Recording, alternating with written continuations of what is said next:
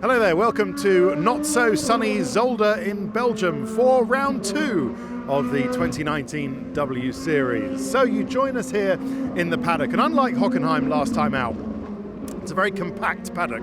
So you've got everything here. We'll start at the cars here. I'll tell you a bit about where we are, give you a flavour for the environment. And then we'll go to the WHQ to see if we can find any drivers. So Zolder, the second home of Belgian motorsport after Spa, but it has history on its side because the Belgian Grand Prix was here before Spa-Francorchamps ever thought of it, even though Spa-Francorchamps did have Formula One and Grand Prix racing, you know, back in the sort of post-war era. But modern times, Formula One was here from 1973 till 1984. But DTM hasn't been here actually, German Touring Car Championship hasn't been here since 2012. So it's a real old school circuit. If you want to know what it's like, imagine Brands Hatch crossed with the Hungaro Ring, crossed with Ulten Park for the undulations, crossed with Zeltweg in Austria, and then put in a load of free energy in there because they're big on the wind farm right next to the and big on the solar panels. And these are cool, these things, because they follow the sun, which I guess all solar panels would do. So it's clean energy-tastic around here. And just over the track is the familiar, not only the brilliant windmills, which would distract me if I was a driver actually. I'll find some of the drivers, see if they're distracted, but also the local cement works. Which is nice. So yeah, the cars are here. We've just had free practice 2, which was a little bit of a washout, but was headed by Beitzke-Visser, one of the drivers who has experience of this track, where many of them don't. I think Naomi Schiff and Beitzke-Visser both have raced around here before. Just a little guide to some of the colours, so it helps you. Alice Powell, this car had a wiring loom failure in free practice 2. So this is having to be stripped down now, and they're going to try and find out what the problem was and see if they have to change the whole loom. And if they do, that's a very, very big job and something that might even require the spare car. But this is the car actually that won. You might recognise it as the white car. You see what I mean?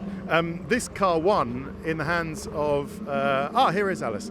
This car won in the. Hello. You just caught me saying this car won in the hands of Jamie Chadwick 2 weeks ago in Hockenheim, but it hasn't been very lucky for you today. No, not so far. FP1 was not too bad. Yep. But then I just went straight out the pits in FP2 and was about to start my first lap. And yeah, just hit a misfire. So I cruised back to the pits. First they thought it was the coil, then spark plug, but it turns out no, it was engine looms. So what do we think? There's one mechanic on it. He's not going to change the whole thing himself, is he? Or do we think it's a spare car job? I have no idea. I presume that I'm not sure on these cars if they can do it in sections or not. What, sort of graft out the bit that's gone haywire? Yeah, and then or try and repair the bit that might have. Sometimes they can get trapped underneath, and then they obviously split slightly. Yeah. But I'm not too sure with this one. Obviously, they're going to have a good look. Yeah. We've got a bit of time now to qualifying tomorrow. Yeah. So. Well, tomorrow is another day, Alice, exactly. And good. Yeah, fingers crossed. Nothing lost so far. No, it was a bit of a mismatched session, really. So I'm glad it happened in FP2 and FP1, and I'm glad it happened today instead of tomorrow. Fantastic. Listen, we look forward to it tomorrow. It's going to be a very close fight. Thank you very much, Alice, and have a good tomorrow as well. So yes, Alice Powell, watch out for her. She's in the white car.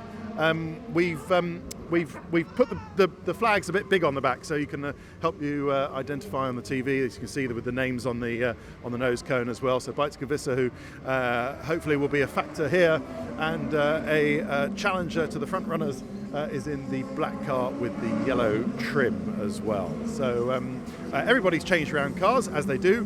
So as far as Jamie Chadwick goes, who was quickest in free practice 1, if she does win this weekend, she will have won in 2 different cars. There you go. Jamie will be in the pink car with the white writing. So just to prove that there's no car advantage, she was quick in one of the pink cars as well. Who else do we have? We have Naomi Schiff here, who's just talking to her engineer, and we'll see she's in the white car, number 99. and she is part Belgian, actually, I think, as we said at the last race in Hockenheim as well. Has struggled in the conditions today, only 17th in free practice 1 and 14th in free practice 2. So let's see if we can get a reason for that. What else was I going to tell you about Zolder? Oh yeah, there is no escape for the unwary, and any lapse in concentration will see you either into the gravel or into a concrete wall. And for that, where you have raced around here before, that's right, I think, Naomi? I have, yeah. So I used to live around 40 minutes from here. I'm actually Belgian by nationality, so this is somewhat my home race. So yeah, I know the track. Now, I was just saying, it's gravel traps aplenty everywhere, and then walls as well. Any little mistake, and you are going to be, well, you tell me. Yeah, I mean, there's not really a lot of room for error on this place, around this place. Room for error, that was the phrase I was looking for, yes. So it's you have to take some people will be more aggressive initially and really try to find the limit. Some will have to build themselves up. But yeah, mistakes won't be taken lightly, I guess. The track will punish you. Okay, all right. And how have you found it so far, the running? I haven't had the greatest day so far, but we're heading in a positive direction instead of in Hockenheim where we started well and went backwards. So hopefully, tomorrow is what counts. Yep. We're handing out points tomorrow and not today. So. Okay, brilliant. And as your home race, you've got friends and family here. Who's coming? I've got a couple of people coming. It's my birthday tomorrow as well. So yeah, I've got a couple of friends and family coming over. Good. Oh well, mazel tov for tomorrow. That's lovely. Thank you. It's raining on you here. Oh well, it's a very good coat. It's technical, You seem dry, so that's okay. It's all right. It's not so bad. Naomi, thank you very much. Another home drive. Oh, careful, Miles! Don't go back. Caught ya. Is Sarah Bovey? Did you see how close Dangerous that was? place, the paddock. Well, right? I know. Is it your car? No, it's Naomi's car. Oh, Mine was just there. Okay, all right. Sarah Bovey, the other driver who's home race. Tell us about this place. Whereabouts are we? Just heard a bit of it from Naomi. Home circuit for her. I've called it the second home of Belgian motorsport, which might be unfair because it goes back a bit further than, well, it sort of alternated with Spa-Francorchamps, didn't it? Yeah, to be honest, my home race would have been more in Spa-Francorchamps because when I know that Naomi was living like 40 minutes from here, I'm living when I was younger, I was living 40 minutes away from Spa. So yeah, that's like this. But yeah, definitely. I mean, for any Belgian driver, Zolder is one of the two tracks you need to know a lot. But I'm happy to be back in a racing car here because I think the last time was like more than 4 years ago. So I'm really not used anymore to race on this track. And it's really cool because it's an old school track. Yeah. There is no problem of track limits here. If you are off the track limits, you are in the gravel, so that's very cool. Yes, some of the undulations remind me a bit of like Alton Park. I don't know, or maybe Brands Hatch, something like that. But. Well, one of my favorite track ever is Imola in Italy, yes. And Zolder made me think of that. It's like Rivazza. Yes. There are two corners down the bottom of the track, which are like Rivazza 1 and Rivazza 2. Yeah, definitely. Yeah. I mean, it's very similar, except for the weather, maybe. Well, yeah, and the pasta. Although we did find a very good Italian last night, the Mamma Mia, which was excellent in the place we're staying. Yeah, it's a funny place called Grobeldonk. I don't know. No, I know. Well, nor do we. But anyway, found an Italian there. It's very good. Good. There was something else I was going to ask you. Oh yeah, was it growing up around Spa that kind of made you want to be a racing driver? Not really. It took me a little bit late, to be honest. Where most of the racing drivers they start go-kart around 4 or 5 years old. Yeah. I started go-kart at 12. Just like I tried it and I was hooked, But before that, I found that Formula One was boring and was just people turning around on a racing track, and I didn't really understand why. Yeah. But once I tried go-kart, I was like, oh, actually this is quite fun. Yeah. I get it. So yeah, but after that, for sure, living so close from one of the most beautiful tracks in the world definitely helped me to keep pushing for going on with my passion. Okay, fantastic. Well, you're a reserve at the moment, but you never know, you might get a race drive quite soon. You've been very quick today, actually. I did a good job in free practice 1. I finished P12, but on the same lap time that Sarah Moo, like exactly the same lap time. Okay. So that was very funny. Okay. So the top 10 was really close. And here in free practice 2, we were really in a very good pace at the beginning of the session. I was in the top 5. And then I went in for changing tires and it started raining like just after, so I couldn't really keep that position. And yeah, my strategy was not the best, but I'm learning, in all this. It's actually my first season in single seater. So. Yeah. Okay, brilliant. Sarah, thank you very much. We've got to go. Thank you for sparing the time. So Sarah Bovey there, number 58, and she says it's her first season in single-seaters. You know, you might think they're all used to these cars. They're not, of course. I mean, Esme Hawkey, for example, Hockenheim a couple of weeks ago was her first race in a single-seater. She's more used to Porsche cars and the like. We'll just have a little peek in here. We're not really meant to go in here, but just have a little peek into the engineers' room and see what people are doing. I won't go and bother them because they are deep in engineers' meeting. Oh, you're quite happy to go and have a look, Miles. Yeah, good for you. Anyway, so there's they're all having their lunch and their little engineers meetings, and they've got the simulators right next to it, and they're going through all the data as they can from free practice 1 and 2. So the DTM continues. Because of the compact nature of the track here at Zolder, they're not there's not all the space for all the motorhomes. So while Aston and Audi have their same motorhomes, BMW, I don't know if you remember from Hockenheim, if you were watching this little section last time round, had a huge building. But there isn't the space because we are on the inside of turns 1, 2 and 3 here. So turn 1 is there, turn 2 and 3 are by the cement works, and they go up to 4 and 5 as it goes up to the first chicane. Talking of the chicanes, there are some bollards on the second chicane, I believe. We'll see if they stay there for the whole weekend, but it just becomes... Well, the organisers need to put the bollards there really for the DTM, for the German touring cars, because otherwise if you start taking them out, you drag a lot of the gravel that we've been talking about in the gravel traps onto the circuit, and that just makes it a nightmare for everybody else. That's why they put the bollards in there. By the time you catch the W Series with us on Channel 4, if you're watching in the UK at 2:45 Saturday, that's 2:45 Saturday afternoon, Channel 4 in the UK, and check the W Series website for where it's being played in whatever country you're watching this. They might have taken the bollards away. There you go, I got to finish that thought eventually. Right, finally we'll just have a look in here, see if we can find anyone. I want to find Davina Galicia, one of the Grand Prix drivers, the female Grand Prix drivers of yore. So I think everybody is more or less finishing up their lunch. But I can spy Davina Galicia in the corner with Adam Cooper. Megan's having lunch, so we won't disturb her. Hi Megan, just say hello. I'm not going to try and talk to you when you're having lunch. I don't do that. You all right? Everything okay? Cool. So Vicky Perrier in the corner with is that Didier Cotton, the driver manager. Interesting. So Adam is just is having a word with Davina Galicia. Adam knows that I'm doing this and we start and we don't stop, but don't stop recording because I'm not interrupting the interview per se. I'm just, if I can have a very quick word, Davina, because we're just doing a bit on the telly. I could stop and then wait again, but we don't like to edit it. It's a long story. Anyway, hello, my name's Ted. Nice to meet you. What do you make of what you've seen so far with the drivers here and the standard of driving from somebody from which you know what you're talking about, if I can say it? Put it. Well, I'm impressed. I am very impressed. I think this is a wonderful series, a wonderful opportunity for the girls. But I'm terribly impressed by how well they drive. And if you look at the times, they're all within 2 seconds. I mean, it's incredible.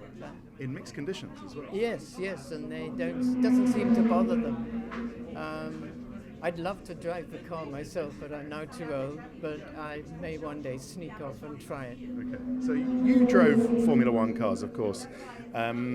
What would you say? I mean, they all harbour ambitions to be Formula One drivers. What would they need to do the final step, apart from bags load of cash, money, obviously? Well, first of all, they've got to get a lot stronger. I can't see that many of them are strong enough to drive an F1 car. So it's a lot of fitness. And probably they've forgotten the fact that they can't go straight from Formula 3 to Formula 1. Indeed. They've got to do a year of Formula 2. So They that would need help a big with budget. a big budget, yes. Well, which this might help, I guess, Yes, as well. this would help, but it's a bigger budget. A bigger budget than it. Yeah. So, but I would advise them all to not stop with their fitness. They all have a program, and that's the wonder of this particular championship. They have a program to get fit, and they're working with the same people who train all the F1 drivers. So, if they follow that program for a year or two, you know, they might be fit enough. Brilliant. Thank you very much for talking to us, of course. Davina Galicia, ex-Formula One driver and downhill skier of much repute. Did you hit 200 kilometres an hour on the downhill skis or something? Yes, I did. Oh, my goodness. I was a speed skier, but I did that speed when I was 50. 100 and... What's 125 125 miles an hour? Yeah. Did you have... And that was before... Was that before the aerodynamic helmets? No, we had the aerodynamic helmets, but they allowed bigger fins on the back of their legs, so they did break it later on. Brilliant. Impressive, Adam, eh? Yeah, very impressive. Yeah, You're right.